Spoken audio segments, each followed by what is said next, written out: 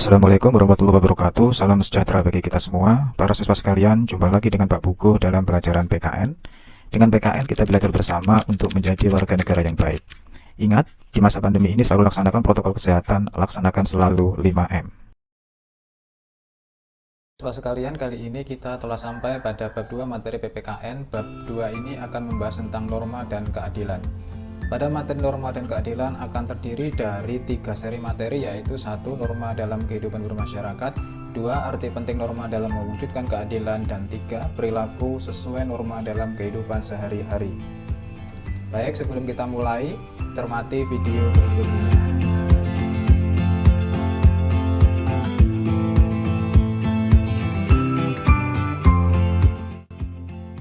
Setelah kalian menyaksikan video tadi, apa yang dapat kalian jadikan pelajaran dari hal tersebut?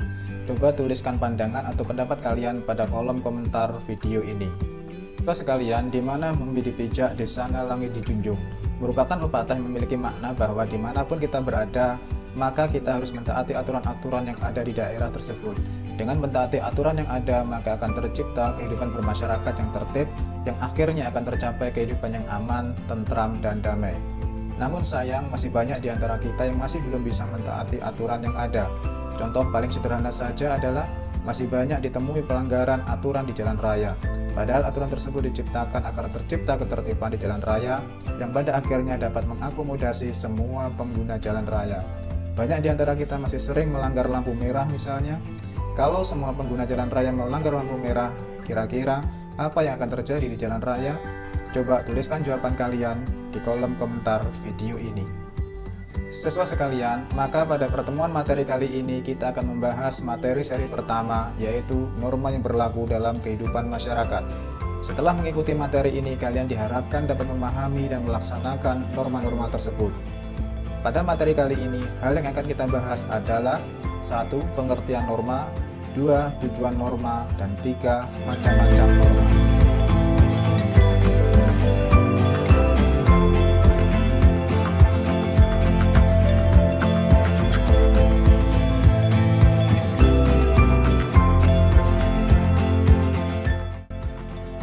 Setelah kalian mencermati video tadi, kira-kira menurut pendapat kalian, mengapa di jalan raya sering terjadi kecelakaan? Tulis jawaban kalian di form kuis materi untuk nomor 2. Siswa sekalian, pada dasarnya manusia selalu ingin hidup dengan berkelompok.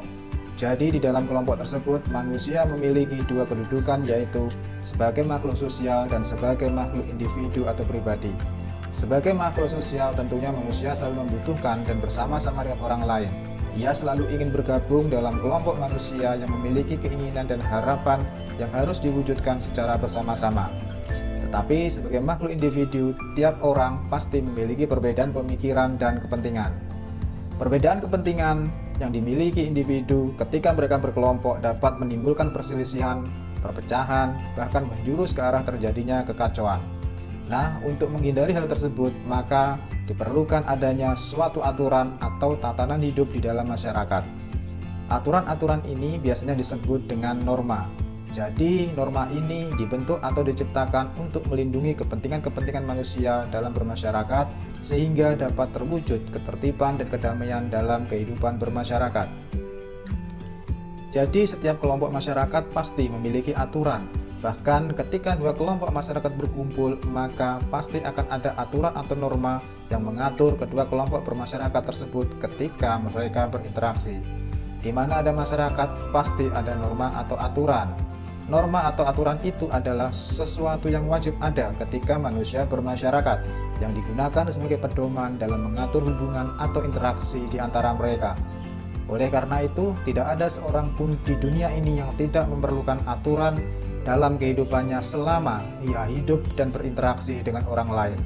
Siapapun dia, tua, muda, anak-anak, remaja, laki-laki, perempuan, semuanya pasti memerlukan aturan atau norma. Setiap masyarakat tentunya memiliki perbedaan budaya dan sifat.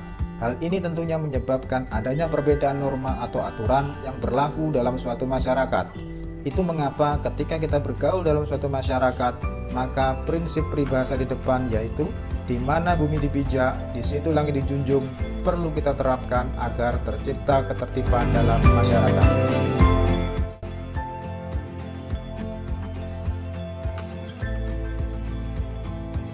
Yang pertama adalah norma kesusilaan.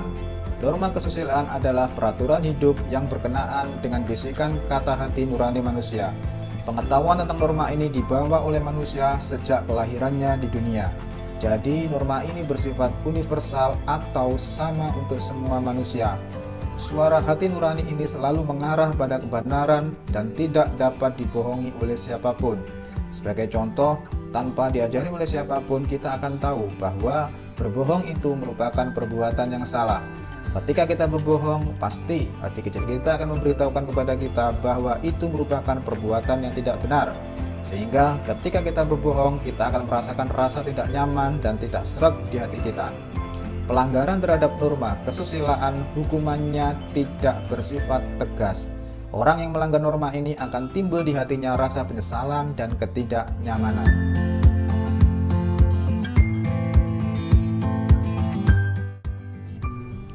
Yang kedua adalah norma kesopanan. Norma ini norma yang berhubungan dengan pergaulan manusia dalam kehidupan sehari-hari. Norma ini tercipta dari budaya atau kebiasaan masyarakat dalam mengatur kehidupannya. Dalam norma ini disepakati tentang hal yang pantas atau tidak pantas untuk dilakukan. Ada perbuatan yang sopan atau tidak sopan, atau ada juga perbuatan yang boleh dilakukan atau tidak boleh. Hal ini merupakan awal dari terbentuknya norma kesopanan. Karena norma ini dibentuk berdasarkan kesepakatan atau kebiasaan suatu masyarakat, maka besar kemungkinan norma ini akan berbeda antara satu masyarakat dengan masyarakat yang lain. Contoh paling sederhana norma ini adalah terlihat dari tata cara berpakaian, tata cara makan, tata cara berbicara, dan sebagainya. Contoh, untuk masyarakat pedalaman Papua, ketika tidak memakai baju, hal tersebut masih dianggap sopan untuk masyarakat tersebut. Tetapi tidak menggunakan baju dianggap sebagai hal yang tidak sopan ketika kita berada pada masyarakat yang lain. Contoh lain adalah di masyarakat Eropa, memanggil nama orang yang lebih tua dengan langsung menyebutkan namanya merupakan hal yang biasa. Tetapi untuk kita yang ada di Indonesia, hal tersebut dianggap tidak sopan. Kita harus memanggil orang yang lebih tua dengan sebutan bapak, ibu, mbah, mas, dan seterusnya. Orang yang melanggar norma ini biasanya akan dikucilkan, dicemooh, tidak disenangi oleh masyarakat sekitarnya. Nah, kuat tidaknya sanksi ini tergantung dari seberapa besar masyarakat mentaati norma tersebut. Misal, ketika kita berjalan di depan orang tua dengan tidak mengucapkan kata permisi, tentu ketika di kota akan mendapatkan peringatan yang lebih halus dibanding jika hal tersebut kita lakukan di pedesaan yang masih memegang teguh norma tersebut.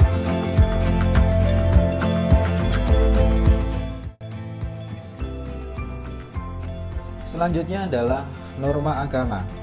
Norma ini adalah peraturan hidup manusia yang bersumber dari wahyu Tuhan. Biasanya dituangkan di dalam kitab suci umat beragama.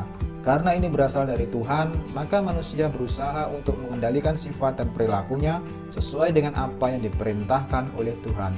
Contoh, manusia harus beribadah sesuai dengan ajaran agamanya. Jika ia tidak melaksanakan ibadah, maka ia akan mendapat dosa dan akan mendapatkan sanksi siksaan di neraka. Jadi pelaksanaan norma agama tergantung dari agama yang dianutnya. Kalau ia beragama Islam, maka sumber utamanya adalah Al-Quran dan Hadis. Bagi kalian yang beragama Kristen dan Katolik, sumber utamanya adalah Alkitab dan seterusnya. Norma agama dalam pelaksanaannya tidak hanya mengatur hubungan antara manusia dengan Tuhannya saja, tetapi juga mengatur hubungan antara manusia dengan ciptaan Tuhan lainnya. Misal, manusia dapat memanfaatkan alam semesta, tetapi manusia juga harus memelihara alam. Manusia juga dituntut untuk menciptakan kebaikan antara sesama manusia. Oleh karena itu, dengan terlaksananya norma agama ini, maka akan tercipta kepatuhan manusia dengan Tuhannya, manusia dengan sesama manusia, serta manusia dengan alam semesta.